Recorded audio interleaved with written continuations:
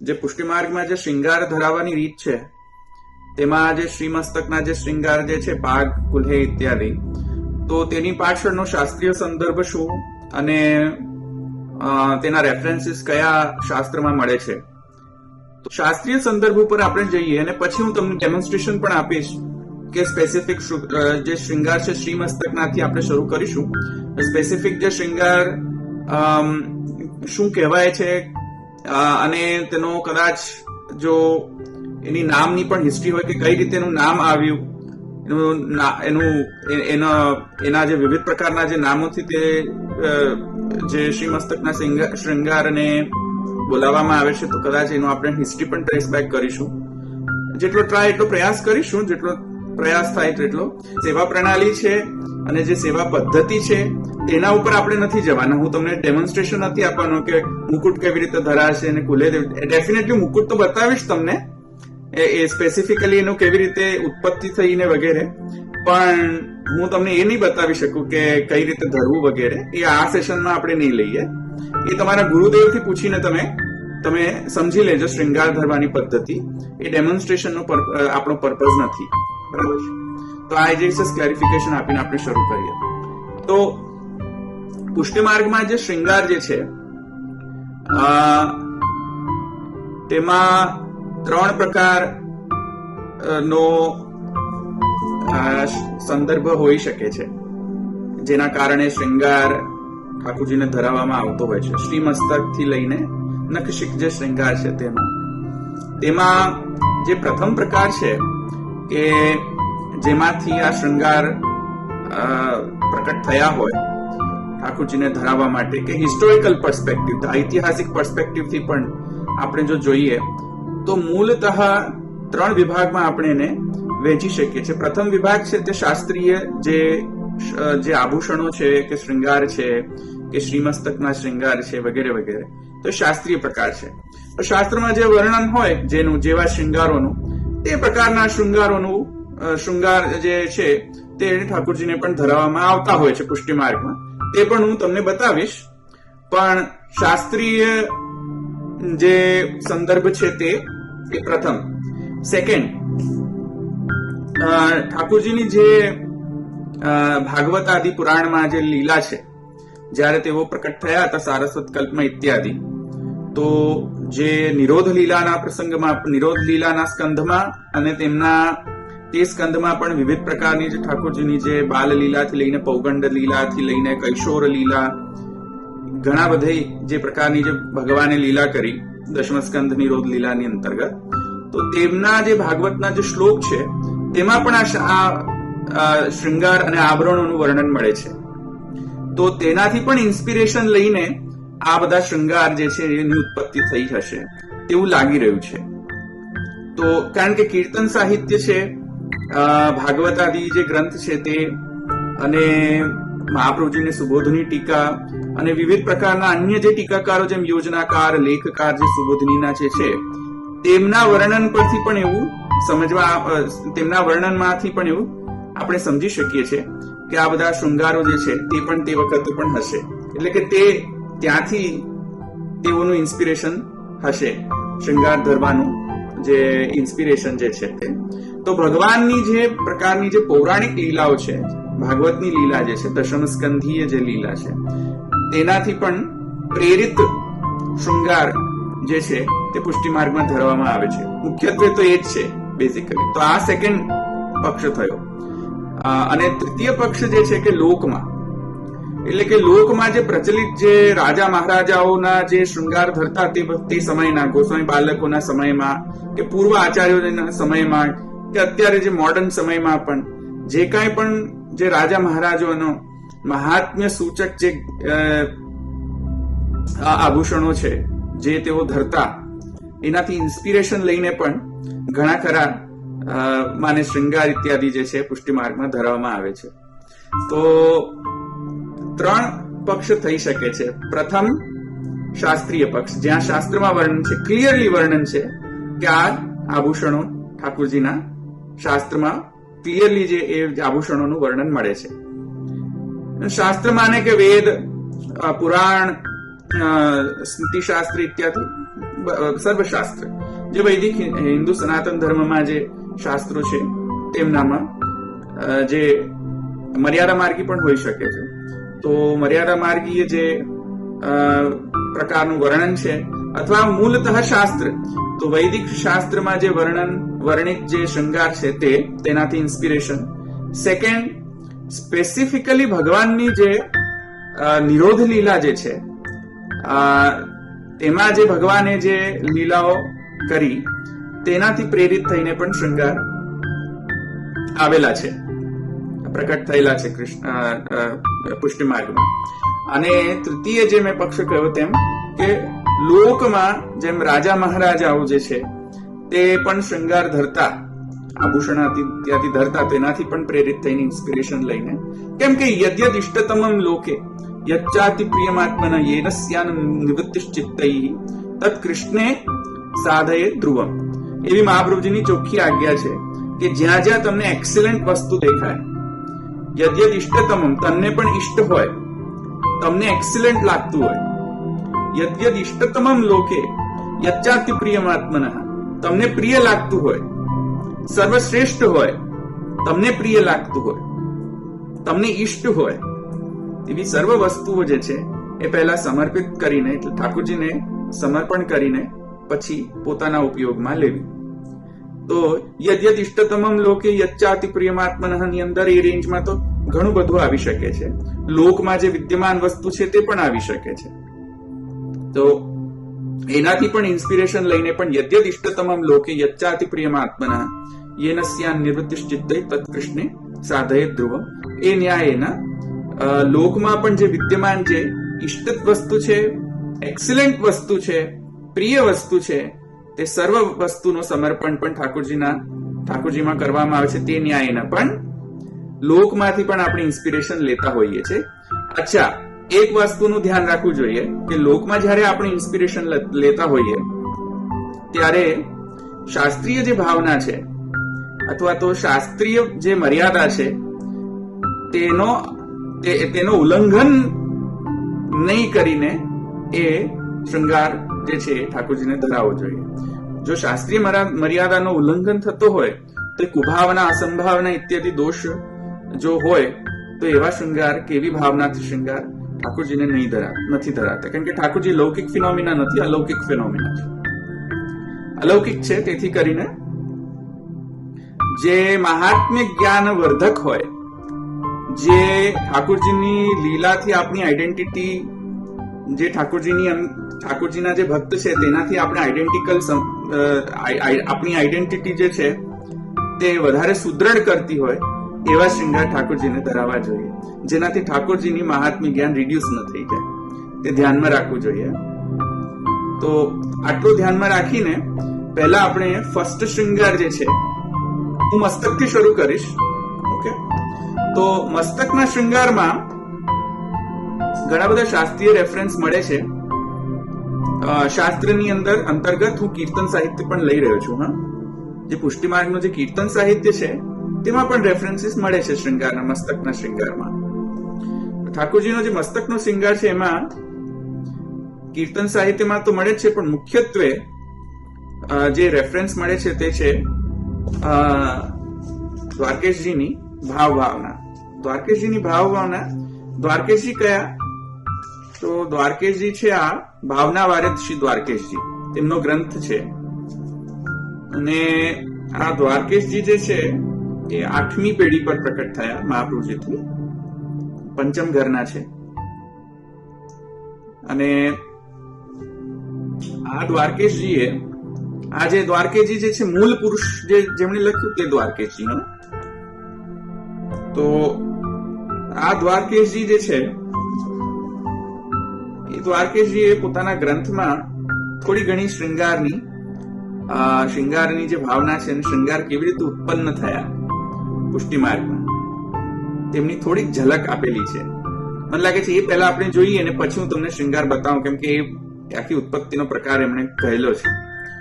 તો દ્વારકેશજી કહે છે, જો દ્વારકેશજી શું કહે છે कि श्रीमद आचार्य जी पुष्टि मार्ग को प्राकट्य करी स्थापन किए और श्री गोसाई जी मार्ग को विस्तार किए।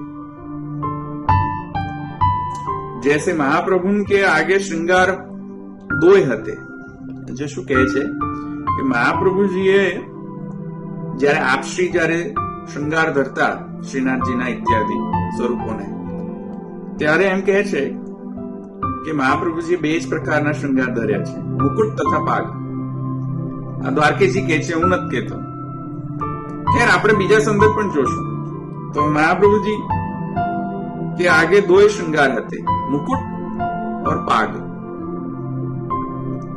तैसे श्री गुसाई जी मुकुट ही में ते मुकुट माथी ज सब श्रृंगार प्रकट किए. બીજા બધા જેટલા પણ શ્રૃંગારના શ્રીમસ્તકના જે શ્રૃંગાર જે મળે છે આજે, જેમ કે કુલે, જેમ કે ફેંટા, દુમાલા, બીચ કો દુમાલા, પગા, ટિપારા, આ બધા જે શ્રૃંગાર જે છે મૂળમાં મુકુટમાંથી પ્રકટ થયા છે એમ કહી રહ્યા છે દ્વારકેજી. તો તમે બતાવીશું કેવી રીતે કદાચ હશે તે. બહુ ડિસ્ક્રિપ્શન મળતું નથી, પણ આઈ શો યુ ધી. અને હું તમને હિસ્ટોરિક પર્સપેક્ટિવ પણ બતાવીશ. થોડા ઇમેજીસ પણ છે મારી પાસે. ઓકે, કુલ્હી બાંધી કે આગળ શું કહેજો, કુલ્હી બાંધી કે 3 वा 5 ચંદ્રિકા ધરે. કુલે બાંધીને, કુલે જે ધરાઈને એની ઉપર 3-5 ચંદ્રિકા ધરે. તબ મુકુટ ही है. एक्चुअली मुकुट જ છે, ખાલી શેપ થોડો જુદો થઈ જાય છે. एक्चुअली મુકુટમાંથી ઉત્પન્ન થયો છે એમ કહે છે. કઈ રીતે હું બતાવું તમને, આઈ શો યુ કે કઈ રીતે હશે કદાચ. બરહી નૃત્યાનુકરણમ ऐसो मुकुट हूं है तथा कुल्हे हूं है. बरही नृत्यानुकरण, આ જે બરહી નૃત્યાનુકરણ એટલે કે મયુર જે છે, મયુર જ્યારે નૃત્ય કરે ત્યારે સર્વ કલાઓ સાથે નૃત્ય કરતો હોય છે. તો એ જે નૃત્યની જે કલા છે બરહી નૃત્યાનુકરણમ, તે મયુરના જે નૃત્ય જે છે એનું ઠાકોરજી અનુકરણ કરે છે. લીલામાં, નિરોધ લીલામાં જ્યાં ત્યાં વર્ણન છે, તમે જોજો. પ્રમેય પ્રકરણની અંદર, પ્રમેય પ્રકરણની અંદર અને કદાચ ફલ પ્રકરણની અંદર પણ છે બરહી નૃત્યાનુકરણ. તો એ હું તમને સમજાવીશ. પણ બરહી નૃત્યાનુકરણ જે છે એ મેઇન છે. જે મોસ્ટ ઓફ આપણે ત્યાં જે શૃંગાર જે ધરીએ છીએ કુલ્હે, જન્મ દિવસ ઉપર કે બધાયના દિવસોમાં, એ મોટા ઉત્સવોમાં, જયંતી ઉત્સવોમાં, તો તેમાં જે સંવત્સર ઇત્યાદિમાં ત્યાં જે કુલ્હે જે છે અને એની ઉપર જે 5 ચંદ્રિકા ઇત્યાદિ 7, 9, 11, અમારા ઘરમાં 13 પણ ધરાય છે, કોઈ ઘરમાં 13 ધરાય છે. તો એ બધા જે ચંદ્રિકાનો પ્રકાર છે એ પણ સ્પેસિફિકલી મૂળમાં બરહી નૃત્યાનુકરણ ત્યાંથી પ્રકટ થયેલો છે. મુકુટ પણ બરહી નૃત્યાનુકરણ છે. ઇમિટેટિંગ ધ મયુર, મયુરની કોપી કરવી, અનુકરણ કરવું ઠાકોરજી કરતા, એ જે છે લીલા, એ સ્પેસિફિક લીલા જે છે એ મૂળમાં રહેલી છે એમ કહી રહ્યા છે દ્વારકે. તથા કુલ્હે હું હે, કુલે પણ એ જ ભાવથી ધરે છે. પ્રભુ કે કેશ બડે હૈ. હવે કુલેની બીજી ભાવના કે છે, કુલેની બીજી ભાવના કે છે. એટલે મુકુટની ભાવના શું કરી? મયુર બરહી નૃત્યાનુકરણ. એ પ્રભુ કે કેશ બડે હૈ, સો મધ્ય કે કેશ की शिखा बांधी आसपास के केश की मेंढ करिए. આપણું તમને સમજાવીશ. કુલેનો જે ભાવ જે અહીંયા ખૂબ સુંદર કરી રહ્યા છે દ્વારકેશજી ભાવના વાળા. કહે છે કે જે કુલેમાં જે ગોટી છે, ગોટી અને નીચે મેંઢ, એ પણ તમને બતાવીશ. તો એ જે ગોટી મેંઢ જે છે એ ઠાકોરજી જયારે શું કહે હું તમને બતાવું. ઠાકોરજીના જે કેશ જે છે બહુ મોટા છે, એટલે આ જે મોટા કેશ જે છે બાંધે છે. જો આવી રીતે બાંધીને એનો ગોટી કરે છે. અહીંયા આમ ગોટી કરી દે વચ્ચે, આમ ગુચ્છો કરી દે, આમ આ ગુચ્છો થઈ જાય આવો. એની ઉપર પછી બધા શ્રૃંગાર આવે છે. તો આ જે થયો એ કુલ્હેનો શ્રૃંગાર થઈ ગયો, કારણ કે કુલ્હેની અંદર જે ગોટી છે એ ઠાકોરજીનો કેશનો ગુચ્છો છે, એ બાંધી દે છે યશોદાજી. જયારે બાંધી દે ત્યારે ગોટીની કુલ્હે થઈ જતી હોય છે. એમાં જે જો કપડા ઇત્યાદિ જો બાંધી લેવામાં આવે તો ગોટીની કુલ્હે થઈ જાય, નીચે પછી મેંડ થઈ જાય, વાળની કેશની મેંડ થઈ જાય. તો આ જે છે પદ્ધતિ, આ દ્વારકેશજી કહી રહ્યા છે કે આ ભાવના છે ઠાકોરજીની. એટલે ઠાકોરજીની બાલ ભાવના પણ છે કુલ્હે ધરાવતા સમયમાં. જયારે જયારે કુલ્હે ધરી ત્યારે યા તો બરહી નૃત્યાનુકરણ છે યા તો બાલ ભાવના છે. આવી સમજમાં? તો કહે છે આગળ, प्रभु के केश बढ़े सो मध्य के केश की शिखा, मध्य के केश की शिखा बांधी के आसपास के केश की मेंढ करिए. आज मैं तुमने बांधीने बतावी हमણાં એ રીતે. તબ ગોટી પર ભાંતિ ભાંતિ જે ગોટી જે કુલ્હેની જે ગોટી હોય છે વચ્ચે ગોળ, એ ગોટી પર ભાંતિ ભાંતિ કે ફૂલ ધરી કે વસ્ત્રમિહિ ઋતુ પ્રમાણ લપેટે. એની ઉપર આવરણ ઇત્યાદિ જે છે તેનાથી સુશોભિત કરવામાં આવે. કપડું બાંધીને પણ કે વસ્ત્ર બાંધીને, ફૂલ ધરીને, આસપાસ જે છે મેંડની આસપાસ અને ગોટીની ઉપર આભરણ ઇત્યાદિ ધરે. અને દોય છેડા જે છે એ બે એક છોડ નીકળે છે.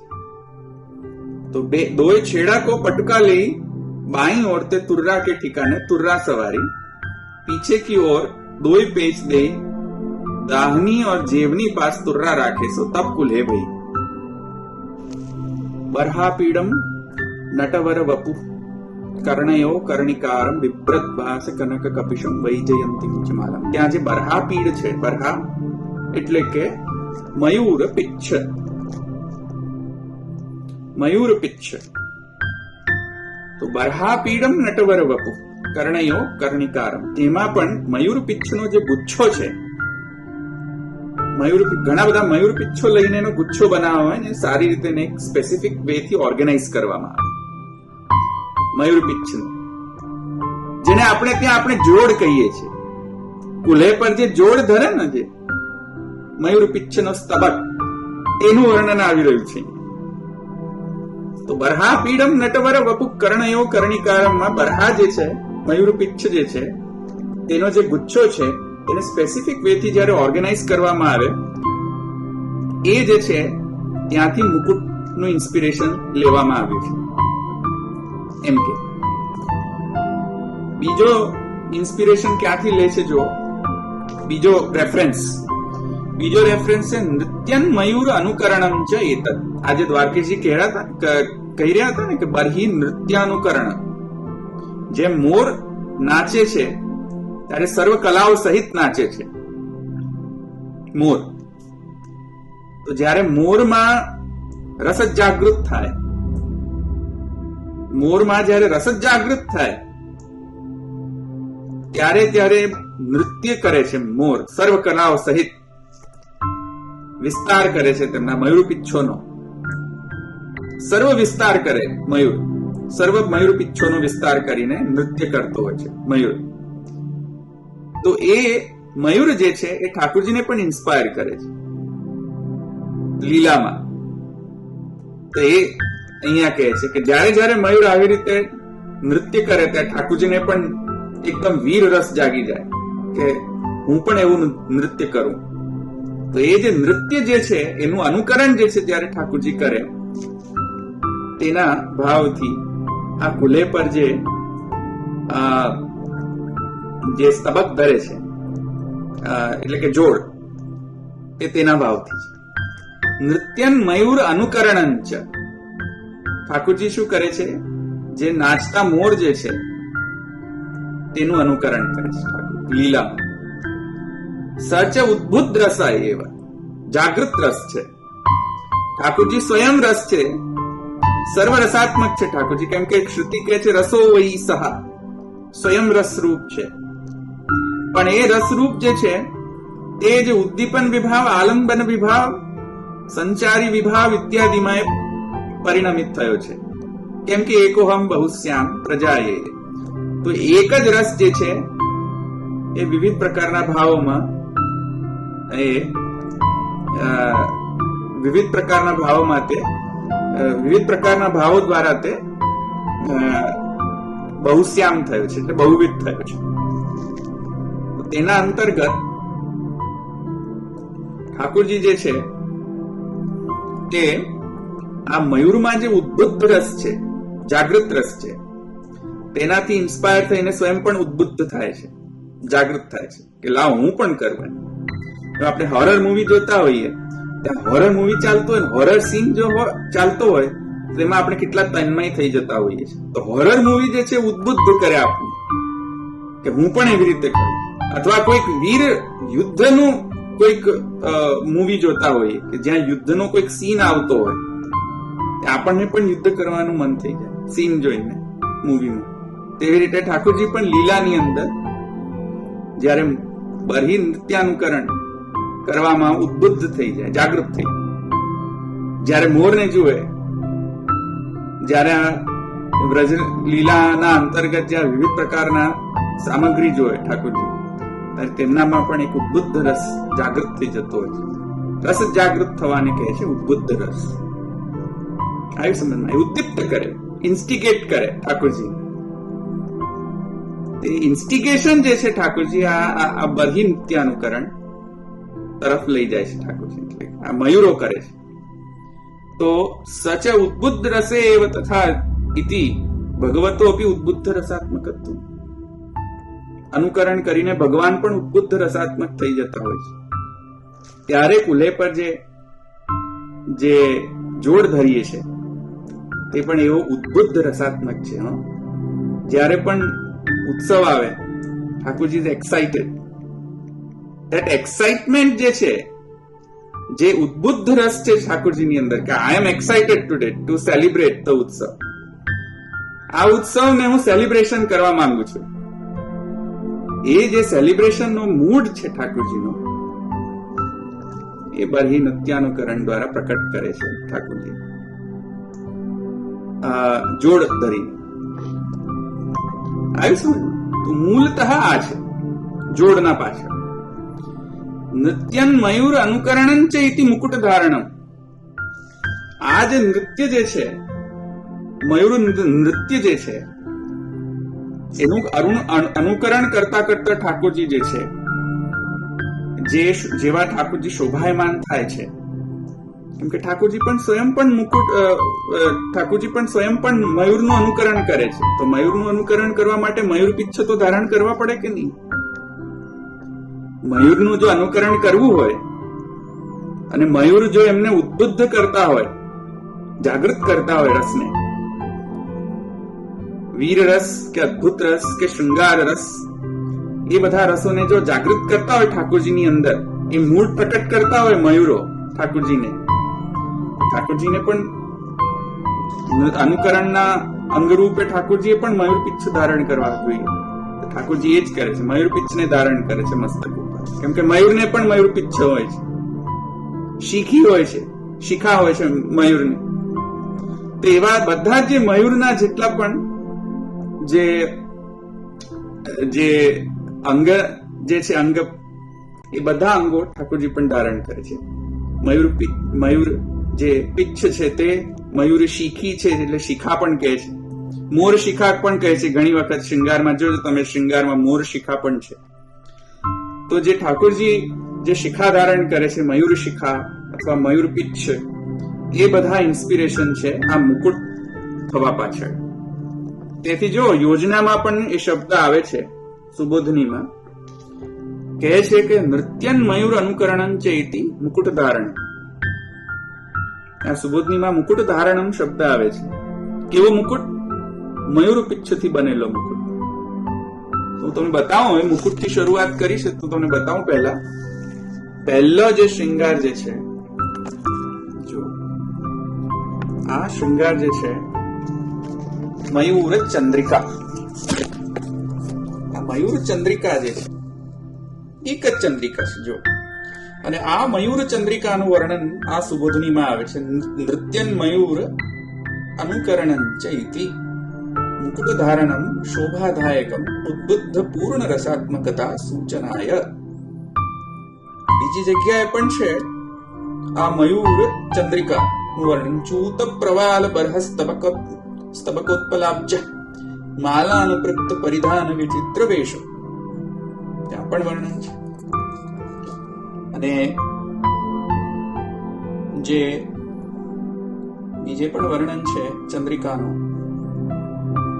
ફલ પ્રવાલ સ્તબક સુમન પિચ્છ ધાતુભી. જો આ પણ છે ઠાકોરજી ફલ પ્રવાલ સ્તબક સુમન પિચ્છ ધાતુભી ધારણ કરે છે. જ્યારે ઠાકોરજી વનમાં પધારે ત્યારે આ બધા મયુરોનો જે પિચ્છ છે તે પોતાના મસ્તક પર ધારણ કરી લે, પાગ ઉપર ખોસી દે, પ્રવાલ ખોસી દે, પાંદડા કુમળા પાંદડા જે હોય તે પણ ખોસી દે, ફલ પુષ્પની ડાળી, આ બધું જ ઠાકોરજી પોતાના પાગ ઉપર ખોસીને વનમાં વિહાર કરતા. તો એનું પણ વર્ણન છે દશમ સ્કંદમાં તામસ પ્રમાણ પ્રકરણમાં પ્રક્ષિપ્ત અધ્યાયની અંદર. બીજો છે બરહ પ્રસૂન વન ધાતુ વિચિત્રાંગ.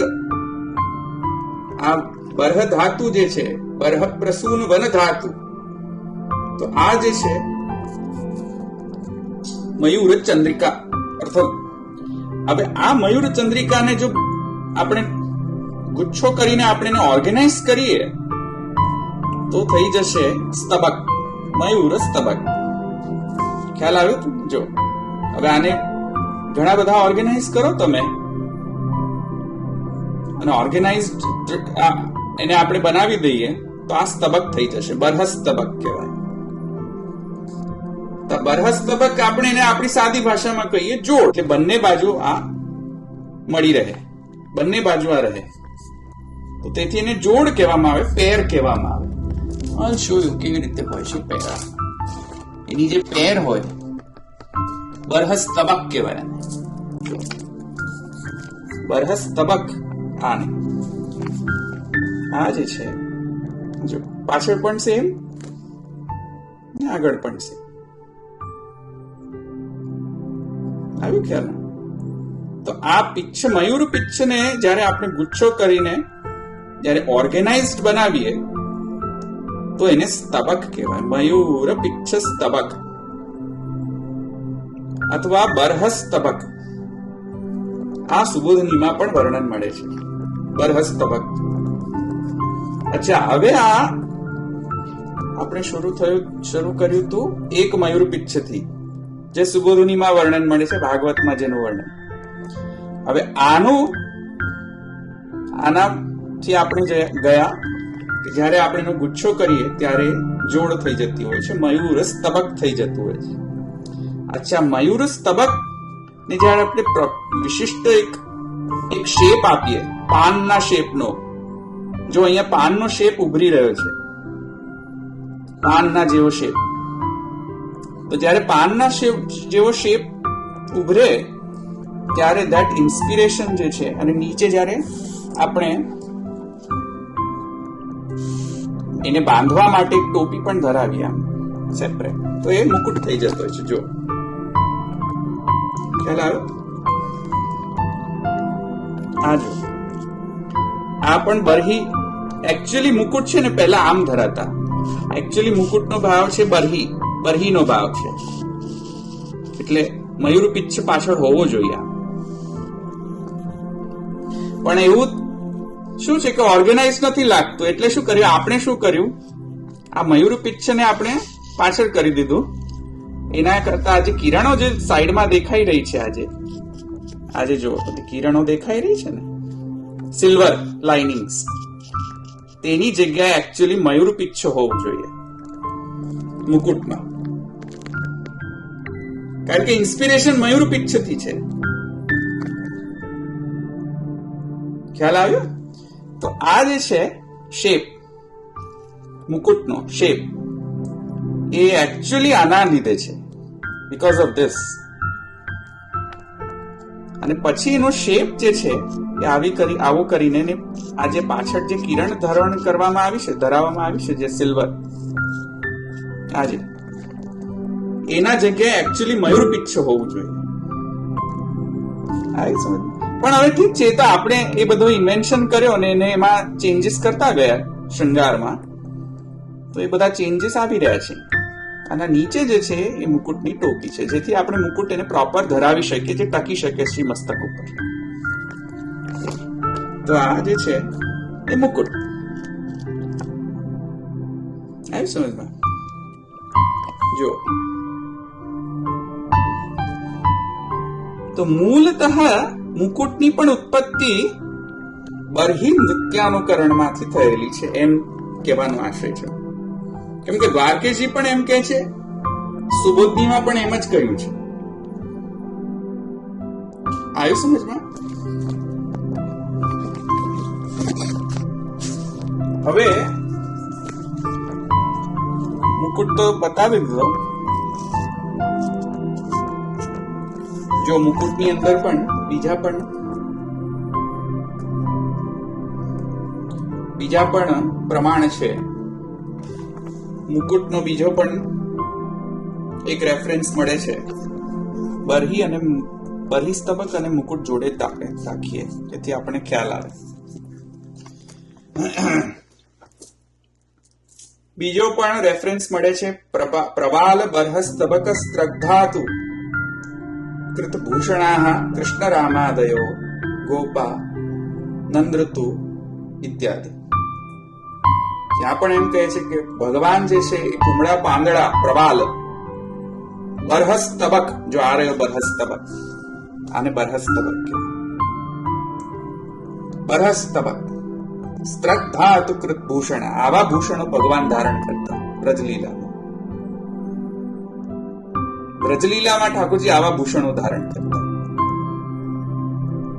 અચ્છા, હવે જો એક મજાની પણ વાત બતાવો કે આ જે છે મયુરપિચ્છ, એ મયુરપિચ્છને આપણે વિવિધ પ્રકારથી આપણે એને જો એરેન્જ કરીએ તો કતરા પણ બની જાય એના.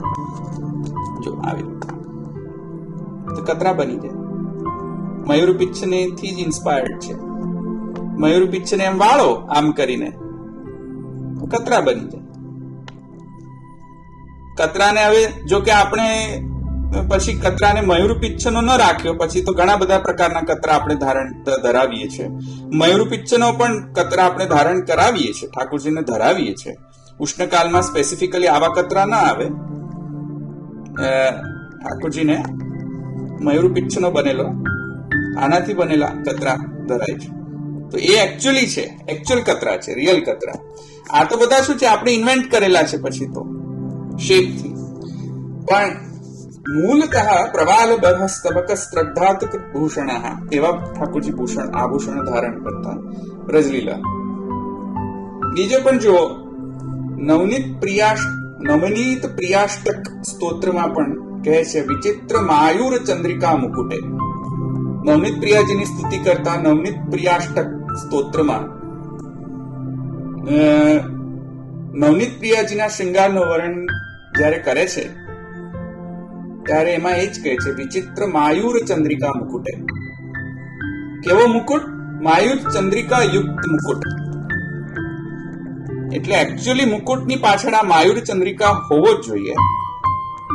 પણ આપણે એને, જેમ મેં તમને સમજાવ્યા, આપણે એને કન્વર્ટ કરી દીધો. આ જુદા જુદા આ જે પાછળની જે કિરણો છે, આજે અહીંયાની, તેમાં આપણે એને જુદા જુદા પ્રકારથી આપણે એને ટ્રાન્સફોર્મ કરી દીધો. આવી સમજ? બરહી પિચ્છ શિરોભૂષણ હરિરાયજી પણ લખે છે. જો હરિરાયજી લખે છે એમના જપ સમય સ્વરૂપ ધ્યાન પ્રકારની અંદર કે બરહી પિચ્છ શિરોભૂષણ, મયુરની ચંદ્રિકા જે છે એ ઠાકોરજી શ્રી મસ્તક પર ધારણ કરે છે, એવા સ્વરૂપનું ધ્યાન કરવું. બરહી પિચ્છ. અચ્છા, હવે જુઓ, આ દ્વારકેશજી જે કહી રહ્યા હતા કે આ મુકુટ અને મુકુટ પરથી વિવિધ પ્રકારના શૃંગાર પણ પ્રકટ થયા. તો એમાં હવે કુલ્હે જે છે, કુલ્હે જુઓ, કુલ્હેમાં આ જુઓ, હવે આ કુલ્હે છે, એમાં જુઓ કુલ્હેમાં આ જે છે ગોટી છે. જો વચ્ચે જે છે આ વચ્ચે જે છે એ ગોટી છે કુલ્હેની, અને આ જે નીચે જે છે એ મેંડ છે. આ નીચે જે છે એ મેંડ છે. આ જે ગોટીનો ભાવ છે, શ્રી દ્વારકેશજી કહે છે કે ઠાકોરજીના કેશનો ગુચ્છો છે, અને આ નીચે જે મેંડ છે એ ઠાકોરજીની કેશથી બનેલો મેંડ છે. આજુબાજુના કેશો જે છે એનાથી લઈને આની મેંડ બનેલી છે. તો એમ એક ભાવ હજુ આ ઘરે તમે બનાવી શકો છો. આ બધું ઘરે જ બનાવેલા છે, તો તમે ઘરે પણ આને બનાવી શકો છો. જો તો આ જે ભાવના છે કુલ્હેની, એમાં બાલ ભાવના પણ છે કુલ્હેમાં, અને રસ ઉદ્બુદ્ધ છે. Thakorji is excited about it, એટલે એની ઉપર આપણે જોર ધરાવે. જો સિમિલર ટુ મુકુટ, મુકુટમાં પણ એવું જ છે. નીચે ખાલી ટોપી જો આપણે જો કમ્પેર કરીએ તો આ જે છે, જો આમ હોય, આ જો આમ લાવી આપણે મુકુટને પણ, તો મુકુટ જે છે એ બરહસ તબક છે, જોડ. જોડની જગ્યાએ મુકુટનો ઉપરનો જે ભાગ છે પાન એ આવી ગયો, અને નીચે મુકુટને ધરાવવા માટે જે ટોપી છે આ, એના જગ્યાએ ટોપીને રિપ્લેસ કરીને આ કુલ્હે આવી ગઈ. ખ્યાલ આવ્યો? ટોપીને રિપ્લેસ કરી દો મુકુટની,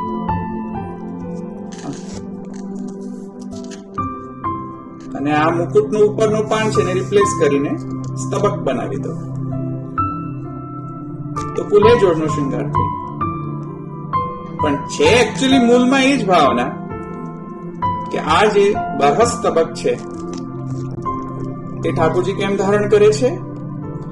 ઉદ્બુદ્ધ રસ છે, બરહી નૃત્યાનુકરણ છે. ઠાકોરજીને પણ એ સેમ રસ જાગૃત થાય છે ઠાકોરજીમાં પણ, જ્યારે મયુરને જોવે છે ઠાકોરજી ત્યારે. તો તેથી ઠાકોરજીમાં એ એક્સાઇટમેન્ટ હોય છે. આ વીર્ય રસ પ્રકટ થાય છે, શૃંગાર રસ પ્રકટ થાય છે ઠાકોરજીમાં બરહી નૃત્યાનુકરણ દ્વારા. તેથી કરીને પણ આપણે ઉત્સવમાં આ બરહી સ્તબક ધારણ કરાવીએ છીએ, ઠાકોરજીને ધરીએ છીએ, કેમ કે ઠાકોરજી એક્સાઇટેડ. ઠાકોરજી જયારે એક્સાઇટેડ હોય, ઉત્સવને એન્જોય કરવા માટે મૂડમાં હોય, અને જ્યારે આપણે પછી હવેલીમાં ભાગી જઈએ તો ક્યાંથી આ બરહી નૃત્યાનુકરણ થાય? કેવી રીતે ઉદ્બુદ્ધ રસાત્મક થાય ઠાકોરજી? ઠાકોરજી એક્સપેક્ટ કરે કે આજે ઉત્સવ છે તો હું બરહી સ્તબક ધરીશ.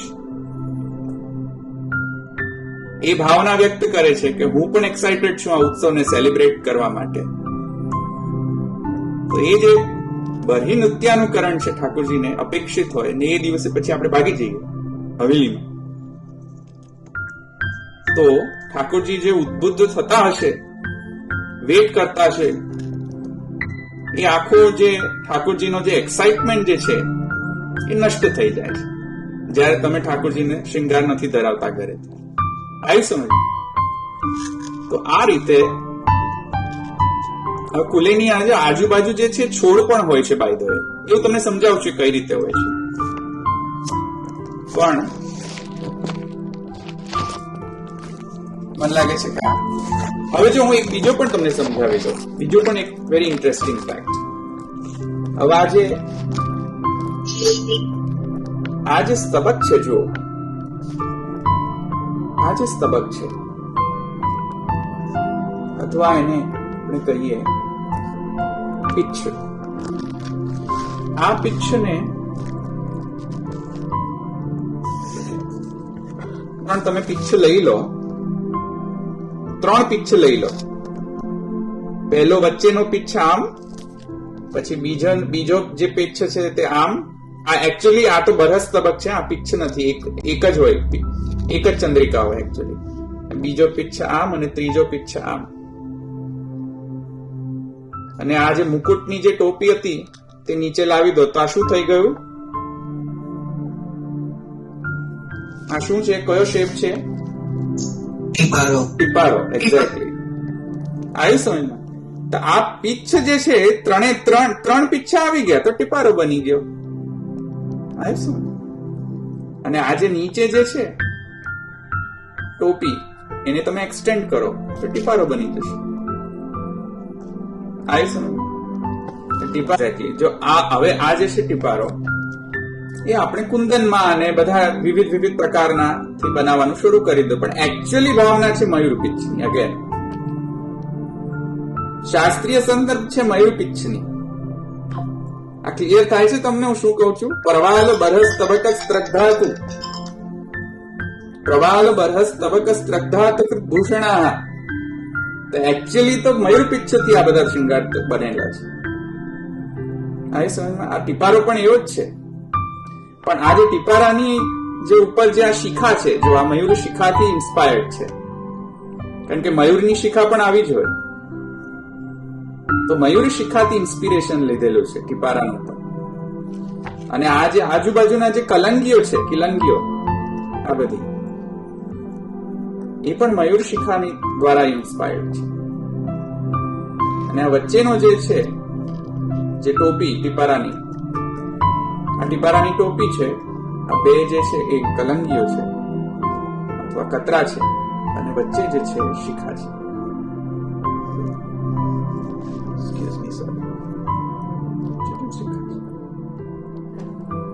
અચ્છા, હવે આને કપડાનો પણ બનાવી શકાય.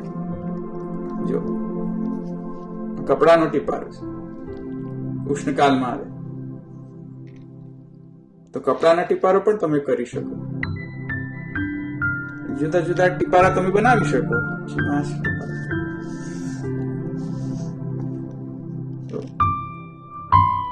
એની ઉપર પછી તમે મયુર પિચ્છના ધાતુ પ્રવાલ નટવેશ મનુવતાંશ ઇત્યાદિ ભાવાનુસાર વિવિધ પ્રકારની ઉમળા પાંદડાઓ ઠાકોરજીના જે મયુર પિચ્છને ધારણ કરવા, એટલે એ ઉપર તમે આવી રીતે મયુર પિચ્છ પણ ધારણ કરાવી શકો. જો આવી રીતે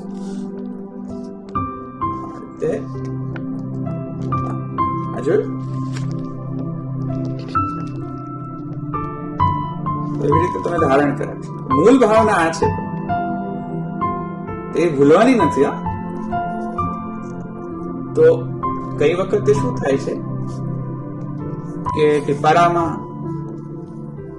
અમુક પ્રસંગ હોય, જેમ કે 56 ભોગ ઇત્યાદિ જો હોય અને મુકુટ ન ધારણ કરી શકે, અથવા કેમ કે અતિ ગ્રીષ્મમાં અને અતિ શીતકાલમાં મુકુટ ન આવી શકે ઠાકોરજીને, કેમ કે મુકુટમાં એ નૃત્યની ભાવના છે. જેમ મેં તમને કહ્યું છે ને કે બહી નૃત્યાનુકરણ, રાસની ભાવના પણ છે. તો નૃત્યની ભાવના હોવાના કારણે અતિ શીતમાં પણ નૃત્ય ન કરી શકે ઠાકોરજી, કેમ કે એમાં શ્રમ થાય છે. તો શ્રમ જેમાં થતો હોય જે શૃંગારમાં, તેવા શૃંગારો તત્ત ઋતુ અનુસાર શૃંગાર ધરવામાં આવે છે.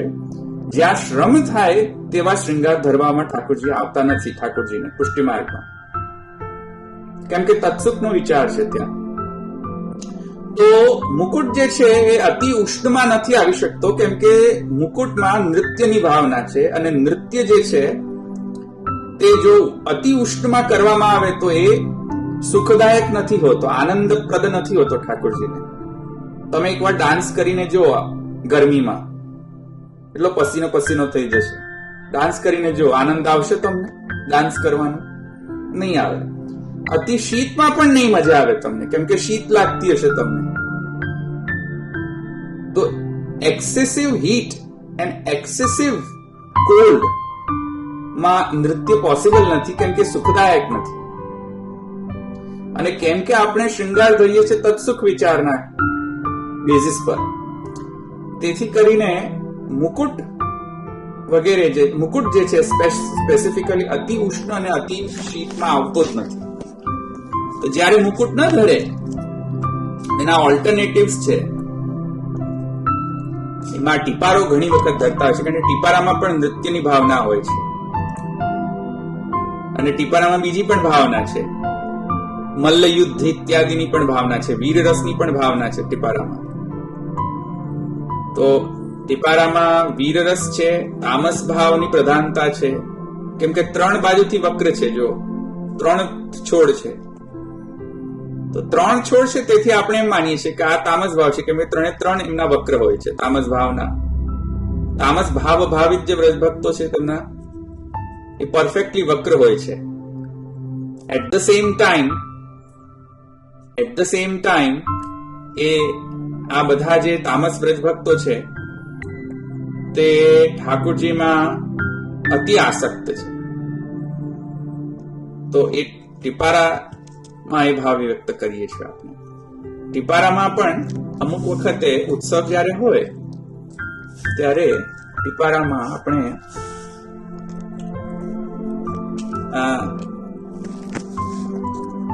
ગોકર્ણ ઇત્યાદિ પણ ધરીએ છીએ. જો અહીંયા જો ઉત્સવ હોય ને મુકુટ ન ધારણ કરાવી શકાય, કારણ કે ઘણો ગ્રીષ્મ હોય, તો ગ્રીષ્મમાં મુકુટ કેમ કે નથી ધરાતો, અને જો ઉત્સવ હોય ગ્રીષ્મ ઋતુમાં 56 ભોગ વગેરે કે કોઈ બાલકનો ઉત્સવ કે વગેરે, તો અમુક ઘરોમાં એવી પ્રણાલી છે કે ગોકર્ણ ઇત્યાદિ પણ ધરે. 56 ભોગની અંદર 56 ભોગ જો ઘેરો અને ગોકર્ણ ઘેરો આવે ઉપર, એક્ઝેક્ટલી ઘેરો આવે ઉપર, અને ઘેરો પણ આ જ ભાવથી છે. જો આ બરહીનો ભાવ છે, તો બરહી ઉપર ધરો, બરહી સ્તબક ધરો, અને પછી આ ગોકર્ણ. પણ આ ઘેરાનો પણ ઇન્સ્પિરેશન બરહી સ્તબક થી જ આવ્યો છે. તો કુલે શબ્દ જે છે એ પર્શિયન શબ્દ છે, ફારસી શબ્દ છે. કુલ્હા શબ્દથી આવેલો છે કુલે શબ્દ. કુલ્હા જે છે એ મસ્તક ઉપર આ લોકો એક પ્રકારના પઠાની પાગ ધરે. અફઘાનિસ્તાનમાં પણ એ પ્રસિદ્ધ છે, અને પર્શિયામાં પણ એ પ્રસિદ્ધ છે. સ્પેસિફિક પ્રકારની પાગ ધરે એ લોકો. કુલ્હા શબ્દથી કુલ્હે શબ્દ આવ્યો છે. ઠાકોરજીએ શ્રી ગુસાઈજીને આજ્ઞા કરી કે અમને પઠાની જે પાગ છે એ અમને ધરો. તો તેના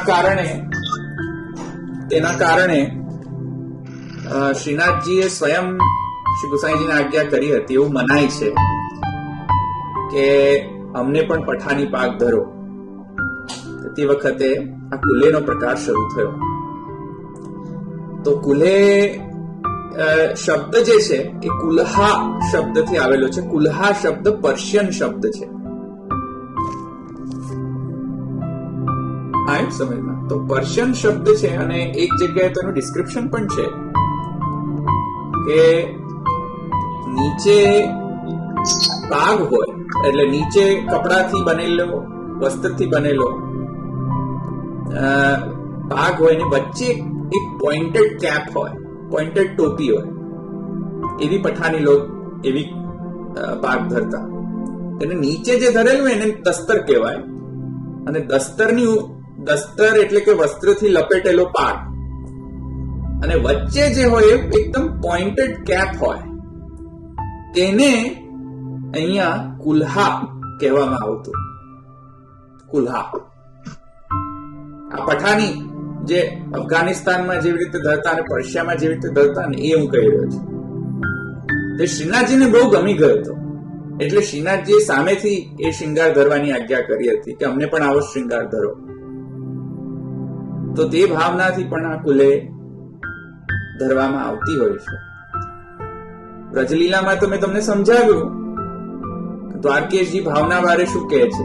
કુલેની ભાવના છે શિખાબંધન, કેશબંધન, જે વચ્ચેની ગોટી જે છે કેશબંધન છે. પણ હિસ્ટોરિકલ પર્સ્પેક્ટિવથી શ્રીનાથજીએ આ શૃંગાર ધરવાની આજ્ઞા કરી હતી. અને શબ્દની વ્યુત્પત્તિ પણ પર્શિયન વર્ડ છે કુલ્હા. અચ્છા, હવે કુલ્હા જે છે આ સેમ પ્રકારની જે પાગ છે કુલ્હે પાગ, એ ફ્રેસ્કો પેઇન્ટિંગ્સમાં પણ મળે છે, જે મને શ્યામુ બાવાએ મને આ પેઇન્ટિંગ સ્પેસિફિકલી મને સમજાવવા આપી હતી. આ ફ્રેસ્કો પેઇન્ટિંગ સાઉથ ઇન્ડિયાની ફ્રેસ્કો પેઇન્ટિંગ્સ છે. તો સાઉથ ઇન્ડિયામાં પણ કુલે ધરવાની, સાઉથ ઇન્ડિયામાં પણ ઠાકોરજીના ચિત્ર એવા મળે છે જ્યાં ઠાકોરજી કુલે ધરી છે. જો આ ઠાકોરજી જે શ્યામ વર્ણના જે ઠાકોરજી છે, મેઘ શ્યામ વર્ણના, જો ત્યાં ઉપર જો મસ્તકમાં દેખાય છે ગોટી, આ ગોટી દેખાય છે.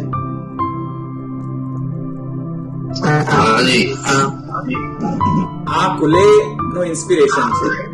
જો આ ફ્રેસ્કો પેઇન્ટિંગ જે છે એમાં જો આ ગોટી ધરી છે અને નીચે કપડાથી બનેલી મેંડ ધરી છે. જો આ સમજ.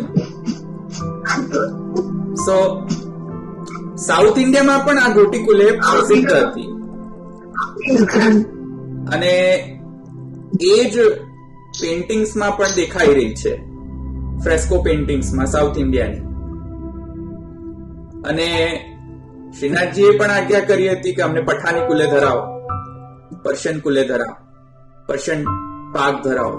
તેથી કરીને શ્રી ગુસાઈજીએ પણ ધરી. અને વ્રજલીલામાં શિખાબંધનનો ભાવ છે.